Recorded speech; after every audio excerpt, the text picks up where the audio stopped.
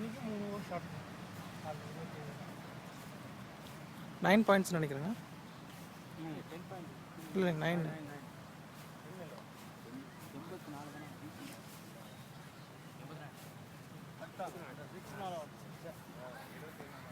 வரல 9 ராஜியா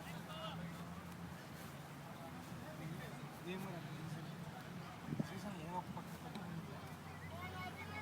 முதல்ல தண்ணி அடிச்சுட்டு மேட்ச் வரதான் நீ சொல்லி தண்ணி அடிச்சிட்டாங்க நைட்டு வரணும் முன்னாடி சொல்லி ஏன்னா சான்ஸ் கிடைக்காம நிறைய போடணும் இவ்வளோ பேர் வராங்க யாராவது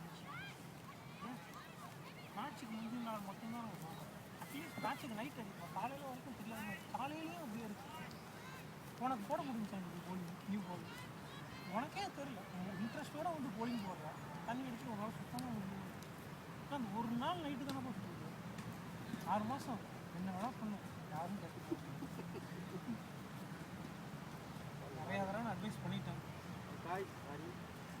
இல்லை நீ இன்றைக்கி வந்து நம்ம பேட்டிங் எடுக்கிற மாதிரியே கிடையாது, அவ்வளோ கவுண்ட் ஃபுல்லாக வெட்டி நம்ம பேட்டிங் எடுக்குது, ஆள் இல்லை, எப்போ வருவோன்னு தெரியாது. டாக்ஸி எடுத்துட்டேன்ற எடுக்கட்டுமானான்ற எடுத்துட்டேன்ற எடுத்துட்டியான்னு தெரியல எனக்கு. நீ 6 ஓவர் வரைக்கும் வரலன்னு வச்சுக்கோங்க, 10 பேர் வச்சு நான் வரலாம். இல்லாட்டி அவங்க 80 அடிச்சு ஆல் அவுட் ஆயிருந்தாங்க, நம்ம 10 பாயிண்ட் நம்ம எல்லாரும் ஓடுறாங்க. பேட்டிங் எடுத்தாங்க கேட்குறாங்க, வேறு வழி ரிஸ்க் எடுத்தோம், ஸ்கோர் வந்துச்சு. இல்லை நான் ரிஸ்க் எடுக்கிறத பற்றி நான் சொல்லலை. Batting we have to test. நம்ம பேட்டிங் வந்து ரொம்ப ஏன் பேட்டிங் நீங்கள் எடுக்கணும்னா எல்லாம் எவ்வளோ தூரம் விளையாடுறீங்கன்னு பார்க்கணும். டஃப் டீமோட எவ்வளோ தூரம் விளையாடுறீங்கன்னு பார்க்கணும். ஈஸி டீமோட ஸ்டாண்டர்ட் சார்ட்டர் இந்த வாண்டர்ஸ்லாம் டீம்லாம் 300 ரன் அடிக்கிறதுலாம் இந்த மாதிரி தான் இருக்கும். டஃப் டீமோட பேட்டிங் எடுத்து உங்களோட ஸ்கோர் எவ்வளோ வரும், 180 வருமா, 200 வருமா, 27 ஓவர் தாண்ட மாட்டேங்குதுப்பா. So it is a good chance. Batting எடுத்துட்டு நல்லது தான். என்ன கேட்டேன்னா அப்புறம் தெரியும் எவ்வளோ தான் என்ன விளாண்டிங்கன்னு தெரியும். விஸ்வா இன்றைக்கி மண்டையை போட்டு ஆடினான், அது அவன் ஜெலுத்துனாலும் ஆடினான் நான் ஒரு வெறியில். But anyway Prabhu played well but hard work. என்ன பண்ணுறது டிஃப்ரென்ஸ் அந்த மாதிரி தான், அவங்களுக்கு அந்த மாதிரி கிடச்சிது ஒன்று. சரி ஓகே. மற்றபடி ராஜேஷ் அது தெரில, அவுட்டு மாதிரி தான் இருந்தது. இல்லைங்கிற நீங்கள் எனக்கே தெரியும், உனக்கு தெரியலையா? அப்போ நீ தண்ணியா இல்லை இல்லை இங்கே சத்தம் கேட்டது பேட்டு. பட் ஆனால் அந்த இந்த பேட்டோட சத்தமா இல்லை பால் பேட்டில் பட்ட சத்தமான்னு தெரியல. சரவணா முதல் நல்லா ஆரம்பித்தேன், படிப்படியே ஃபுல்லாக வலிச்சேன். ஒரு 2 50 அடித்தேன், அதோட அப்புறம் ஒரு 40. ராஜா ஃபஸ்ட்டு ஆரம்பத்தில் நல்லா ஆடினேன், அதுக்கப்புறம் ஃபுல்லாக போச்சு. பேட்டிங் பாருங்கள், ஒவ்வொருத்தரும் உங்களோட பேட்டிங் அனாலிசிஸ் பாருங்கள். யாராவது 100க்கு மேலே எவ்வளோ பேர் இருக்கீங்கன்னு பாருங்கள். ஒரு சீசன் முழுக்க விளையாடிருக்கீங்க, 9 கேம், சாரி 14 எவ்வளோ கேமு, 14 12 கேம், எவ்வளோ பேர் 100 ரன்னுக்கு மேலே எடுத்துருக்கீங்க? எனக்கு தெரியும் சரவணா ஒருத்தன் இருக்கான், சூர்யா ஒருத்தன் இருக்கான், அப்புறம் உஷா எடுத்துருப்பியா? உஷா எடுத்துருப்பான். அதான் 100 அடிச்சியா? பேட்டிங் 100 அடிச்சியா? நீ தான் வச்சுக்கல நாட் ஜாஸ்தின்னு நினைக்கிறேன். பட்டு 100 அப்புறம் 200க்கு எவ்வளோ பேர் இருக்கீங்க? ஃப்ரண்ட் லைனில் வந்து நீங்கள் எல்லா மேட்சும் விளையாடிருக்கீங்க. பின்னாடி வரவனுக்குலாம் என்ன ஒரு 2 மேட்ச் கற்றுக்கிட்டோம், ஒரு 3 மேட்ச் கற்றுக்கிட்டோம். எவ்வளோ பேர் 200 போட்டுருக்கீங்க? அப்படியே அனலைஸ் பண்ணி பாருங்கள், உங்கள் பேட்டிங் உங்களுக்கே தெரியும். ஒரு மேட்ச் 50 அடிச்சதுனால உங்கள் கேம் அதோட முடிஞ்சிருக்கு. இன்னும் நிறையா இருக்குது, 14 கேம்ஸ். அடுத்ததே அதே மாதிரி தான் வரும். பேட்டிங் டஃப் பண்ணட்டா ஒரே போகிறேன். நீங்கள்லாம் போலிங்கில் அப்படியே கட்டிக்கிட்டு ஏதாவது 100 ரன் இருந்தால் கூட எடுத்துருவீங்க. பாயிண்ட் பேட்டிங் சாரி எல்லோரும் போட்டு head down have to play third division இதே டீம் தான் விளையாட போகிறோம்.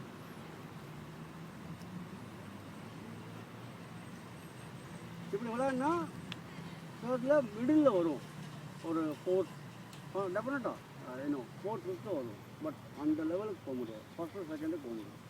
அதுக்கு பேட்டிங்கில் கன்சிஸ்டண்ட்டாக 200 ரன் அடிக்கும். அதே 30 ஓவர் தான் அங்கேயும். ஓகேவா?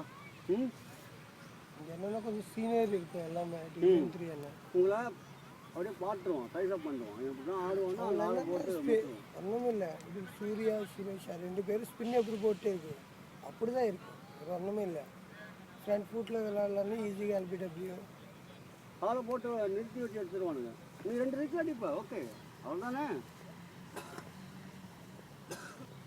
அதனால் பேட்டிங் தயவு செஞ்சு எங்கேயாவது சான்ஸ் கிடச்சா போய் விளாடுங்க. கிரிக்கெட் பாலில் எங்கே விளாடுங்க. இன்னும் சிஎஸ்சியில் விளாட்றேங்கிறவன் கட்டில் இருந்துகிட்டே இருங்க. ஓகேவா? அப்புறம் வேலையை கவனிப்போமா?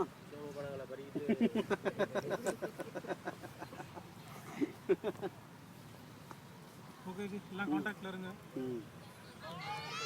ஓகே, நெப்போலியன் சொல்லவே இல்லை. Well done. Great care. Good keeping.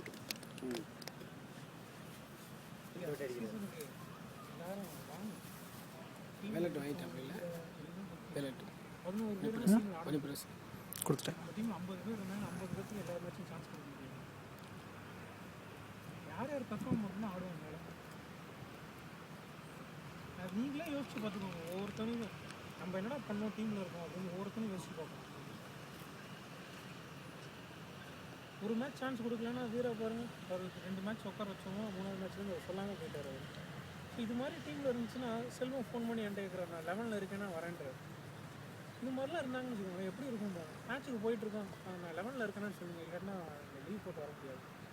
இது மாதிரி ஏன் இப்படி டீம் மாறிச்சு எல்லாம் யார் விளாண்டாலும் பரவாயில்ல, டீம் ஜெயிக்கணும்னு எல்லாம் நினச்சிட்டு இருந்த காலம் போய் எனக்கு சான்ஸ் கிடைக்கும், எனக்கு போலிங் கிடைக்கும், எனக்கு பேட்டிங் கிடைக்கும்ன்ற மாதிரி ஆயிடுச்சு. இண்டிசிசி ஸ்டார்டிங்கில் அப்படியே இருக்குது எல்லாமே. அவனுக்கு விளாண்டு 14 பேர் இருக்கும். இப்போ அவனே இல்லை, கேஸ்கெட்டும் வருது, பேச்சு எல்லாம் போகுது. ஒன்றே ஒன்று தான், யாரோட பிளேஸும் கேரண்டி கிடையாது. No place is up for grabs. Okay, நீங்கள் தான் என்னோடது அப்படின்னு நினைக்காதீங்க. யார் உங்களோட பெட்டராக விளையாடணும் பர்ஃபார்மன்ஸ் அப்கோர்ஸ் அவன் வச்சு விளையாடிப்போம். But utility is very important. நான் வந்து யூட்டிலிட்டிங்கிறது வந்து ஒரு பேட்ஸ்மேன்னா ஒரு சரவணன் இருக்கான், ராஜேஷ் இருக்கான். They don't have any other opportunity. Okay, உனக்கு போலிங்கில் உனக்கு கிடையாது, உனக்கு போலிங் கிடையாது. ஓகே, அப்போ நீ பேட்டிங்கில் ட்ரைன் பண்ணியே ஆகணும். போலருக்கு வந்து ஆல்ரவுண்டருக்கு ஒரு அட்வான்டேஜ். ரபுக்கு சரி ஒரு 2 ஓவர் கிடச்சுன்னு வச்சுக்கோ, அட்லீஸ்ட் அவன் 2 விக்கெட் எடுத்தான்னு வச்சுக்கோ, அட்லீஸ்ட் பிளேஸ் ஓகே நான் விளையாடினா இன்றைக்கி 2 விக்கெட் எடுத்தாங்க. பட் பேட்ஸ்மேனுக்கு வந்து ஒரே சான்ஸ் தான், யூ ஹேவ் டு ஸ்கோர். போலருக்கு of course you have half day, அவனும் அதே மாதிரி ஒரு complete bowler complete batsman. He has to take wicket, he has to score run. அந்த மாதிரி தான் இருக்குது. இல்லைன்னா இன்னொருத்தன் டெஃபினட்டாக யோட்டுக்கு 3-4 மேட்ச் நீங்கள் வந்தீங்கன்னா இன்னொருத்தன் டெஃபினட் அவன் என்ன விளையாடனான்னு கேட்போம், வெளிலேருந்து கேட்போம். ஸோ அதுக்கு தகுந்தாப்புல எல்லோரும் அவங்க விளையாட்டை வந்து கரெக்டாக விளையாண்டிங்கன்னா இன்னொருத்தர் கேட்க மாட்டாங்க. ஒரு 30 ரன் அடிங்க, அடுத்த மேட்ச் ஒரு 40 ரன் அடிங்க, அப்புறம் ஒரு 2 மேட்ச் எப்படி எல்லா மேட்ச் அடிக்க முடியாது, 2 மேட்ச் ஃப்ளாப் ஆகும், இதற்கு ஒரு 30-40 அடிங்க. Okay descent. விக்கெட் அதே மாதிரி 2 விக்கெட் எடுங்க, 3 விக்கெட் எடுங்க, அப்புறம் 5 விக்கெட் எடுங்க, அப்புறம் விட்டுருங்க, எல்லாருக்கும் சான்ஸ் வரும். விக்கெட் இல்லைன்னா பிரச்சனை இல்லை. So batsman when you want to be there you have to score run, especially Saravanan, Raja, Rajesh, நெப்ஸு என்ன they have to. நெப்ஸு விக்கெட் கீப்பர்னால ஒரு அட்வான்டேஜ், எப்படியும் ஒரு விக்கெட் கீப்பர் நமக்கு தேவை. அந்த மாதிரி ஒரு அதுக்காகன்றது நீண்ட அவன் முட்டையாச்சுன்னு தான் இருக்குது, வேறு ஒருத்தன் கீப் பண்ணணும். அதனால் எல்லோரும் சரி நம்ம விளையாடணும், நமக்கும் பெர்ஃபார்ம் பண்ணணும்ன்றது. அசோக் டை ஹார்டு, அவனுக்கு இந்த ஒரு கெட்ட பழக்கம் இருக்குது. நான் என்ன பண்ணுறது, போலிங் உசுரை கொடுக்குறான், ஃபீல்டிங் உசுரை கொடுக்குறான், பேட்டிங் கட்டு நாட்டு காப்பிடுறான். Is one kind where you can demoralise the opposite.